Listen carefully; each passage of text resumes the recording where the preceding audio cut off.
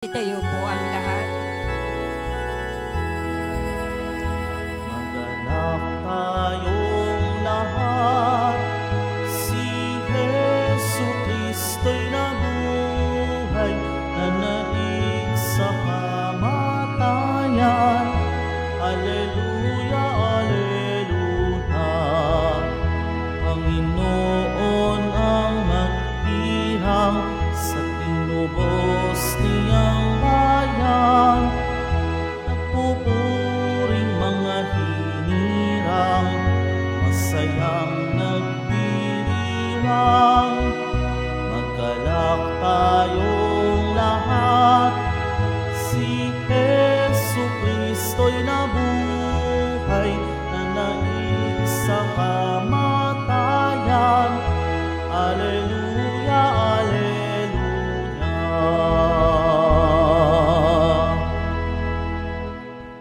Sa ngalan ng Ama at ng Anak at ng Espiritu Santo, Amen. sumainyo ang Panginoon. At sumaiyo rin.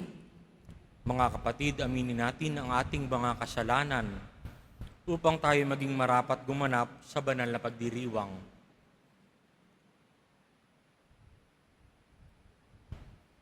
Inaamin ko sa makapangyarihang Diyos At sa inyo mga kapatid, naluba akong nagkasala sa isip, sa salita, sa gawa, at sa aking pagkukulang. Kaya isinasamo ko sa mahal na Birheng Maria, sa lahat ng mga anghel at mga banal, at sa inyo mga kapatid, na ako'y panalangin sa Panginoong ating Diyos. Kaawaan tayo ng makapangyarihang Diyos, patawarin tayo sa ating mga kasalanan, at patnubayan tayo sa buhay na walang hanggan. Amen. Panginoon, kaawaan mo kami. Panginoon, kaawaan mo kami. Kristo, kaawaan mo kami. Kristo, kaawaan mo kami. Panginoon, kaawaan mo kami. Panginoon, kaawaan mo kami. Manalangin tayo.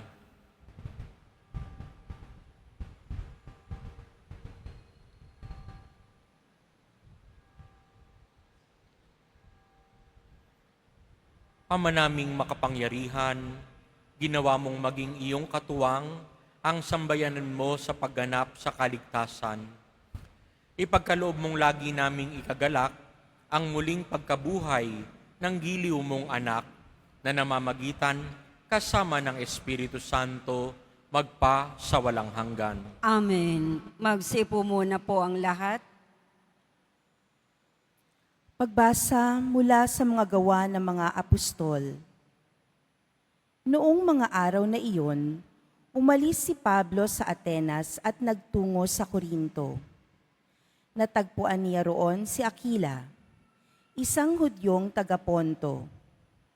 Kararating pa lamang nito mula sa Italia, kasama ang kanyang asawang si Priscilla. Umalis sila roon sapagkat pinalayas ni Claudio ang lahat ng Hudyo sa Roma.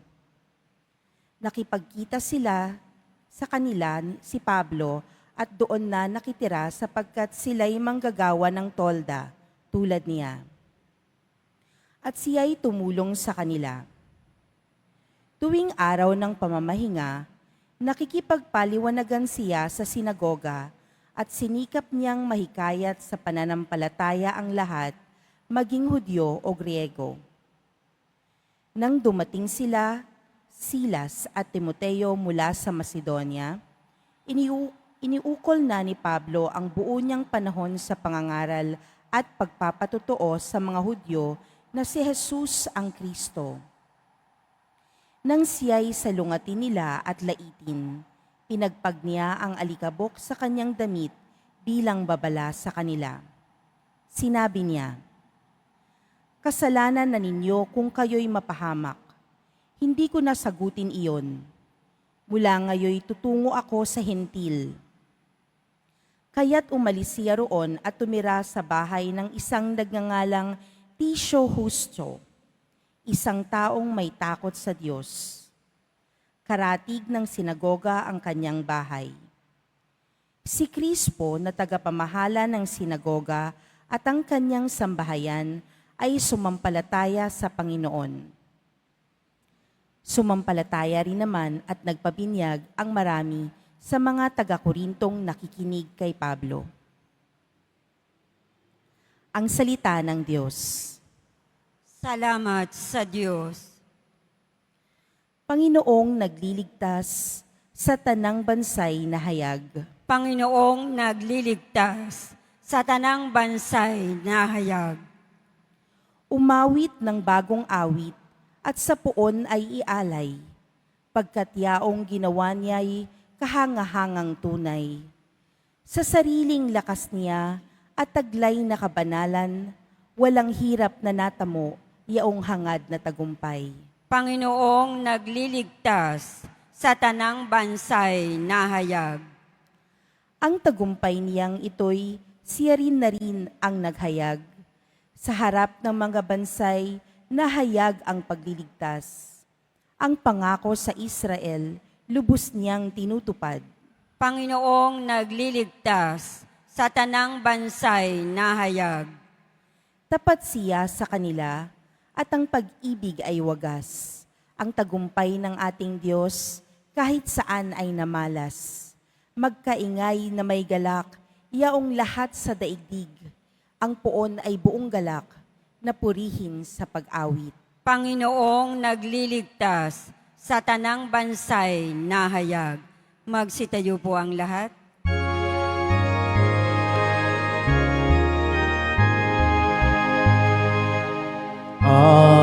Alleluia, Alleluia, Alleluia, Alleluia.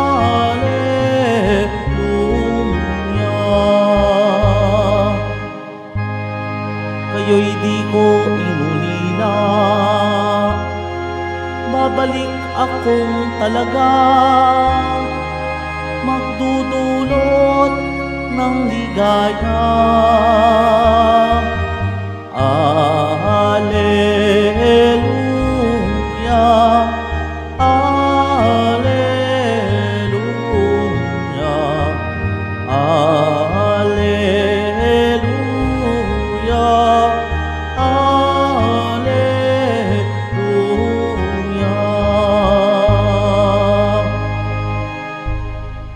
Sumainyo ang Panginoon. At sumaiyo rin. Ang pagpapahayag ng mabuting balita ng Panginoon ayon kay San Juan. Papuri sa iyo, Panginoon. Noong panahong iyon, sinabi ni Jesus sa kanyang mga alagad, "Kaunting panahon na lamang at hindi na ninyo ako makikita. At pagkaraan ng kaunting panahon pa, ako'y inyong makikita uli." Nag-usap-usap ang ilan sa mga alagad. Ano kaya ang ibig niyang sabihin?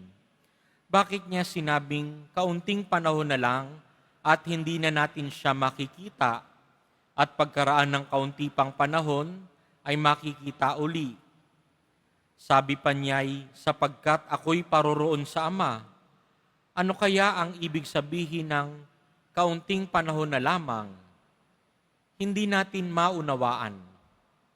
Naramdaman ni Jesus na ibig nilang magtanong, kaya't sinabi niya, "Nagtatanungan kayo tungkol sa sinabi kong kaunting panahon na lamang at hindi na ninyo ako makikita. At pagkaraan ng kaunting panahon, ako'y inyong makikita uli. Sinasabi ko sa inyo, tatangis kayo at magdadalamhati, ngunit magagalak ang sanlibutan. Matitigib kayo ng kalungkutan, ngunit ito'y magiging kagalakan."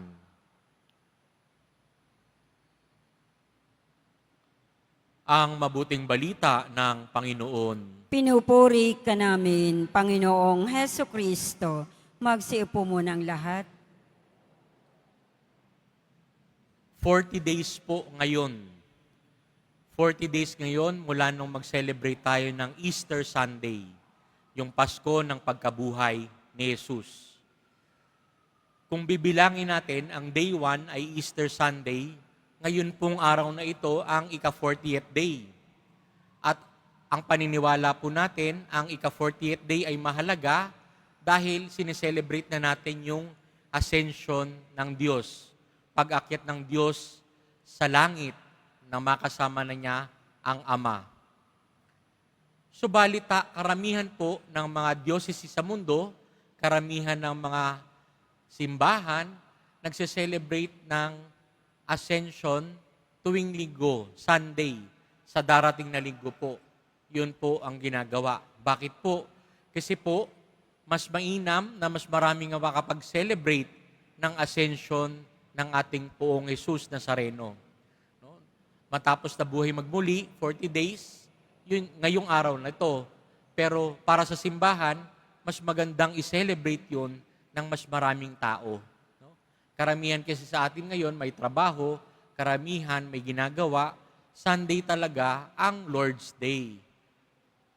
Kaya nilalaan natin yung ascension sa Sunday.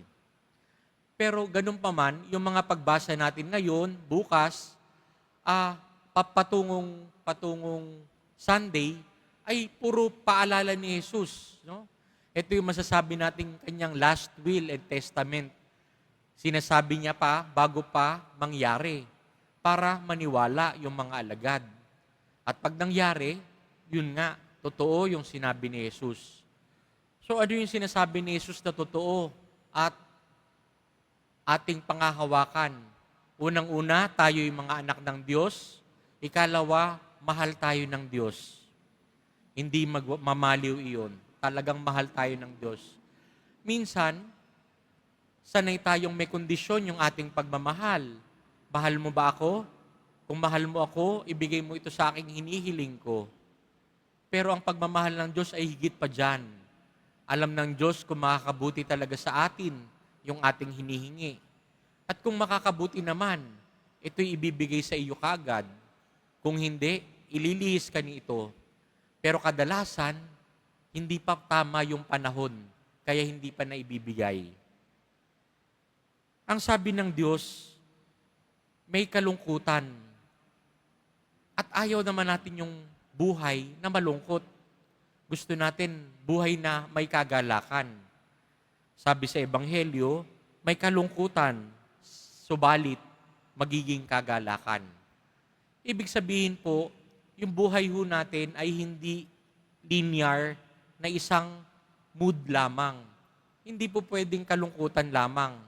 Kaya po pag may nakita kayong tagasunod ng Poong Jesus Nazareno na malungkot, pasan-pasan ng buong daigdig, magduda na kayo kung talagang deboto siya ng Poong Jesus Nazareno. Kasi alam niya rin na ito'y lilipas. Ito rin ang sinabi ng Diyos. Hindi permanente yung mga kahirapan. May kahirapan, pero kinalaunan, may kagalakan. May hirap, pero may ginhawa rin. So, titignan niyo po yung inyong mga kasalubong. Pangit po yung Kristiyanong parating malungkot dahil nasalba na tayo ni Jesus. Dapat po tayo magalak, tayo nag-aantay sa kanyang pagdating dahil malapit na. Ganun lang po iyon.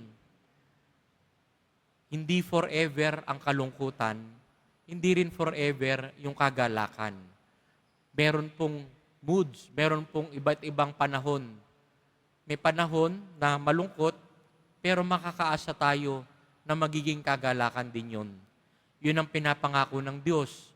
Yun ang pinapangako niya sa tayong mga anak ng Diyos. Yan ang pinapangako niya sa ating mga mahal niya sa buhay. Amen. Magsitayo po ang lahat.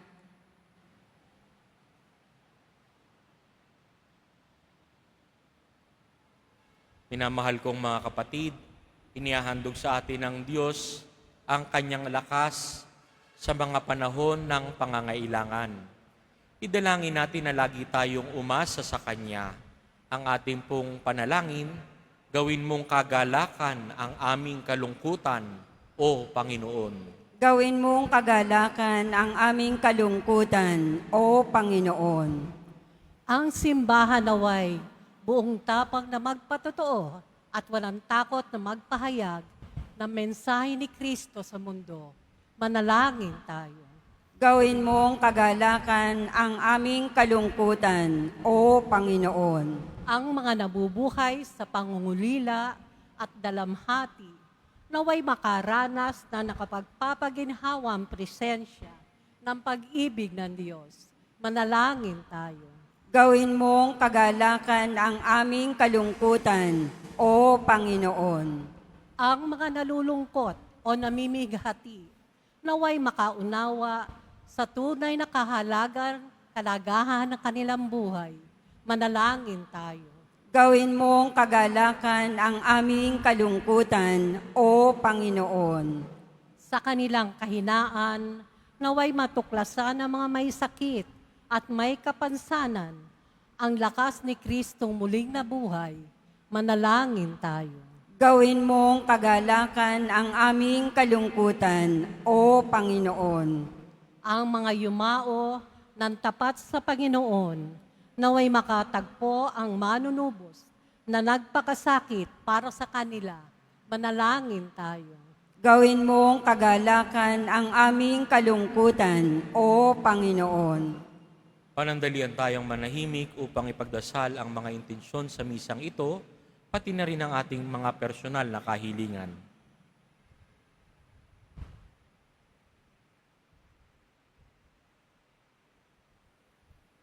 Ama naming puspos ng kabutihan at pag-ibig, tunghayan mo ng may habag ang iyong bayan dahil sa kanilang mga pagkukulang. Tulungan mo sila sa mga hinaharap nilang pagsubok at hayaan mong lukuban sila ng iyong pag-ibig. Hinihiling namin ito sa pamamagitan ni Kristo na aming Panginoon. Amen. Magsipo muna ang lahat.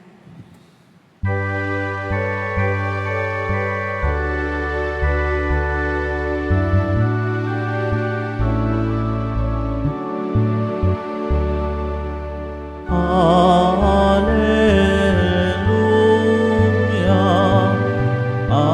Hallelujah.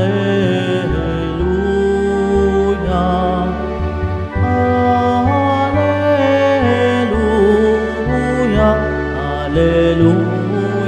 Hallelujah. Hallelujah. Ang lupa'y nayanig, iturin ay tumahimik, nang ang poon ay tumindig bilang hukom natin. Hallelujah. Hallelujah.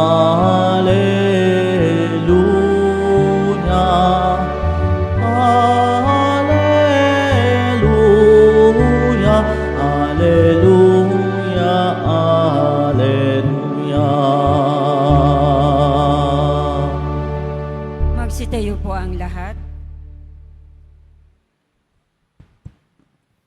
Manalangin kayo mga kapatid, upang ang paghahain natin ay kalugdan ng Diyos Amang makapangyarihan.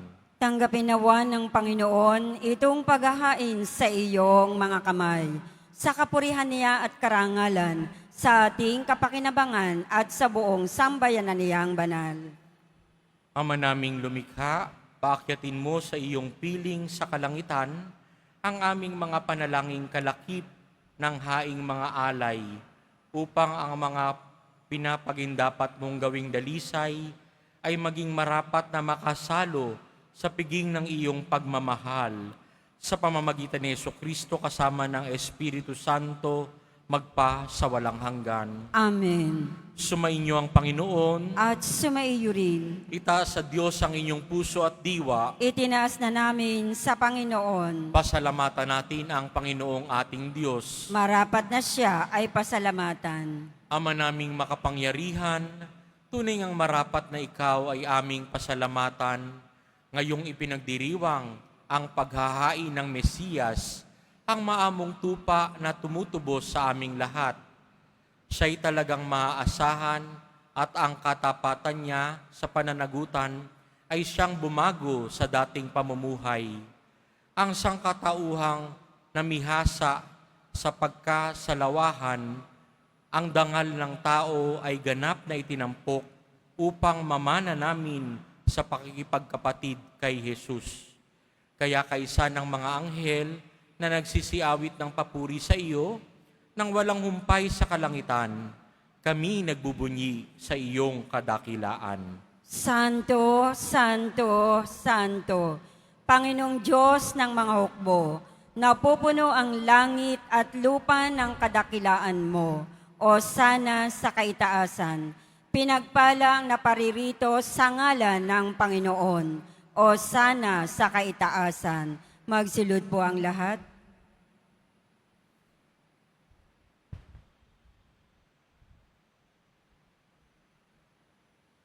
Ama naming banal, ikaw ang bukal ng tanang kabanalan. Kaya't sa pamamagitan ng iyong Espiritu, gawin mong banal ang kaloob na ito upang para sa amin maging katawan at dugo ng aming Panginoong Heso Kristo. Bago niya pinagtiis ang kusang loob na maging handog, hinawakan niyang tinapay, pinasalamatan kaniya, pinaghati-hati niya iyon. Iniabot sa kanyang mga alagad at sinabi, "Tanggapin ninyong lahat ito at kanin. Ito ang aking katawan na ihahandog para sa inyo."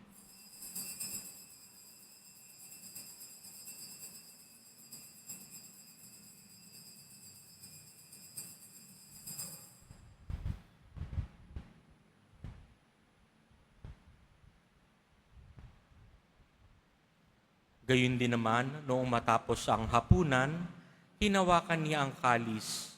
Muli kaniyang pinasalamatan. Iniabot niya ang kalis sa kanyang mga alagad at sinabi, "Tanggapin ninyong lahat ito at inumin. Ito ang kalis ng aking dugo, ng bago at walang hanggang tipan. Ang aking dugo na ibubuhos para sa inyo at para sa lahat, sa ikapagpapatawad ng mga kasalanan. Gawin ninyo ito sa pag-alala sa akin."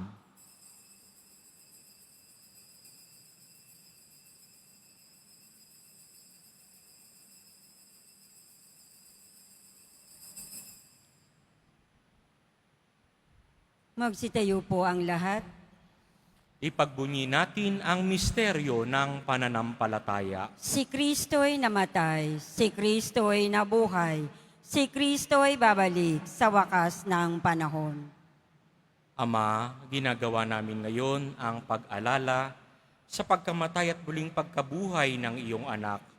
Kaya't iniaalay namin sa iyo ang tinapay na nagbibigay buhay at ang kalis na nagkakaloob ng kaligtasan.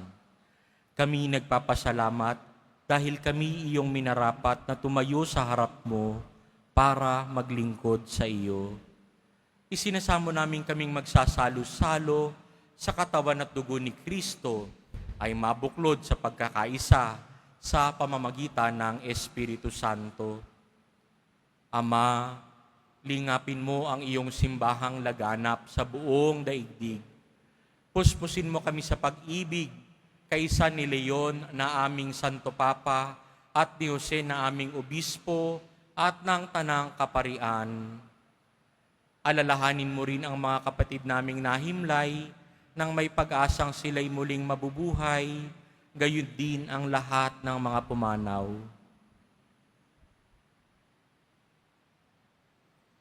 Kaawaan mo sila at patuloyin sa iyong kaliwanagan. Kaawaan mo at pagindapatin kaming lahat na makasalo sa iyong buhay na walang wakas. Kaisa ng mahal na Birheng Maria na Ina ng Diyos, ng kabiyak ng puso niyang si San Jose, kaisa ng mga apostol ni San Juan Bautista, ni Papa San Pablo ika-6, at ng lahat ng mga banal na namuhay dito sa daigdig ng kalugod-lugod sa iyo. May pagdiwang nawa namin ang pagpupuri sa ikararangal mo sa pamamagitan ng iyong anak na aming Panginoong Heso Kristo.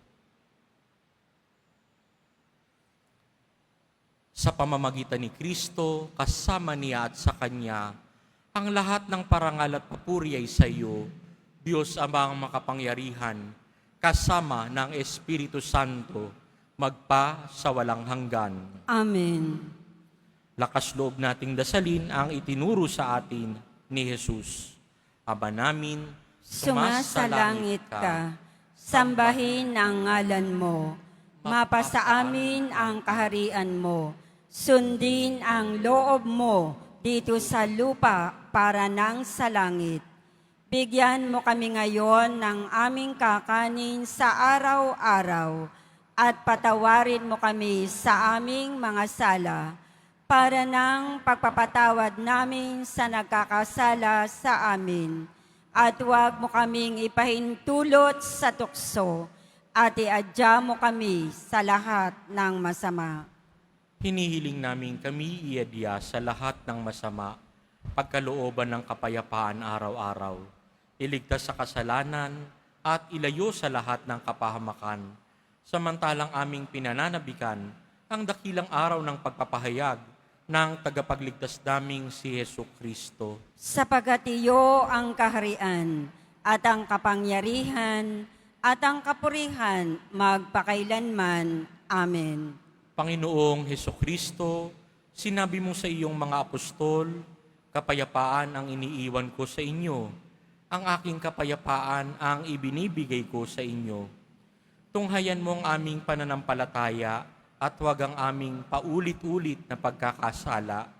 Pagkalooban mo kami ng kapayapaan at pagkakaisa ayon sa iyong kalooban, kasama ng Espiritu Santo, magpa sa walang hanggan. Amen. Ang kapayapaan ng Poong Jesus Nazareno ay laging sumainyo. At sumaiyo rin. Magbigayan kayo ng kapayapaan sa isa't isa.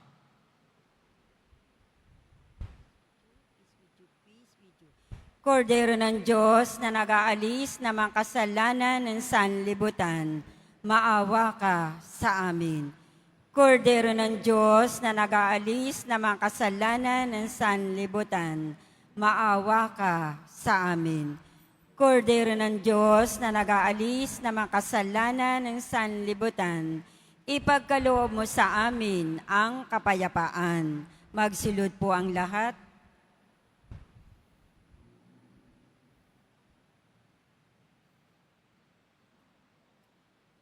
Ito si Jesus na minamahal tayo parati, ang kordero ng Diyos na nag-aalis ng kasalanan ng sanlibutan.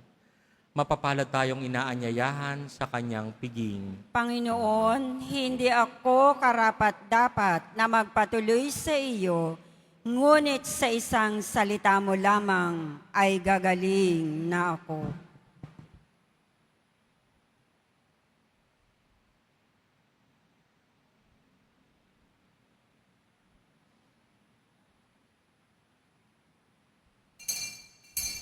Para sa lahat na tatanggap ng banal na komunyon, sasagot po tayo ng amen. Pagkasabi ng pari o ng lay minister ng katawan ni Kristo at isubo agad sa bibig bago umalis sa harapan ng pari o ng lay minister. Sumunod po tayo.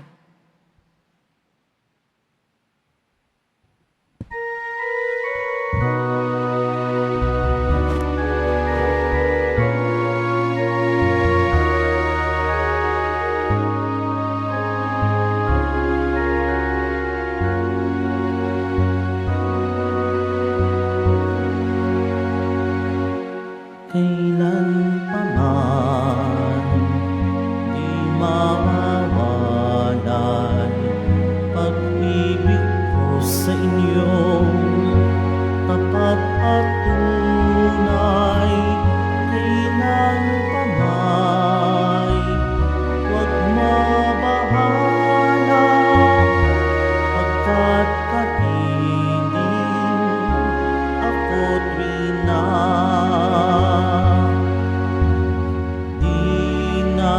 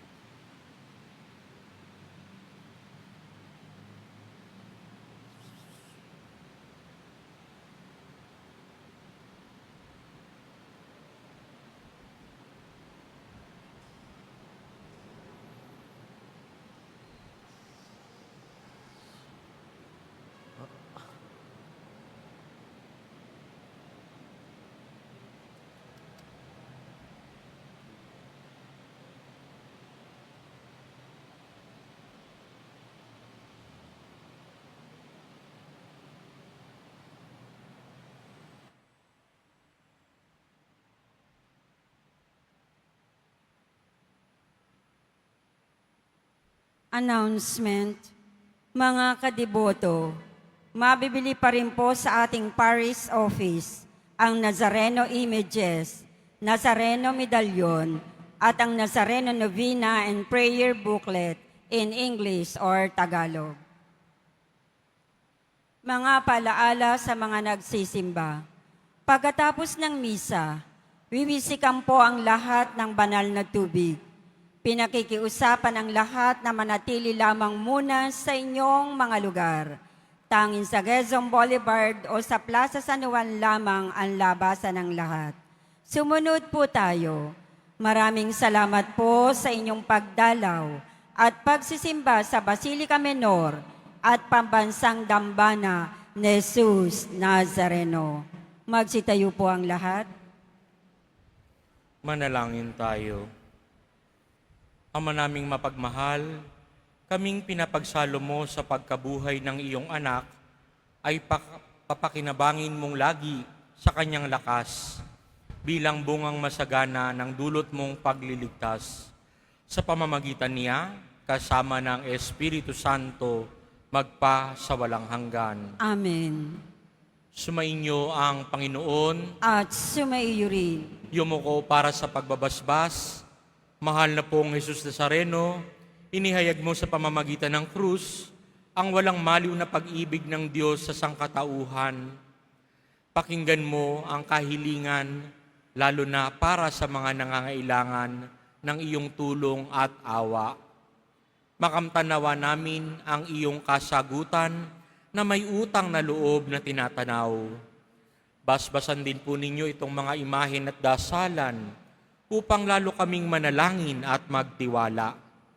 Sa pamamagitan ng bendisyon na ito, naway lalo kaming maging mapaglingkod, masunurin at tapat sa iyo na aming maluwalhating Panginoon, magpa sa walang hanggan. Amen. At pagpalain kayo ng makapangyarihang Diyos, Ama, Anak, at Espiritu Santo. Amen. Humayo kayong taglay ang kapayapaan at pag-ibig ng poong Jesus Nazareno. Salamat sa Diyos.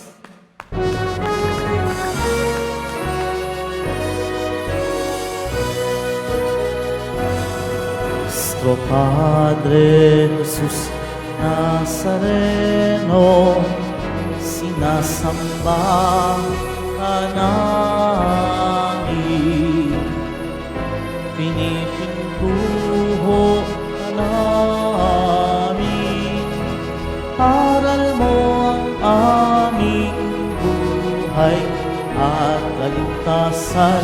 Nuestro Padre Jesus Nazareno, iligtas mo kami sa kasalanan. Ang krus mong pinamatayan ay sagisag ng aming kaligtasan. Nuestro Padre Jesus Nazareno, pinahangal ka namin. Nuestro Padre Jesus Nazareno, niluwalhati ka namin. Nuestro Padre Jesus Nazareno,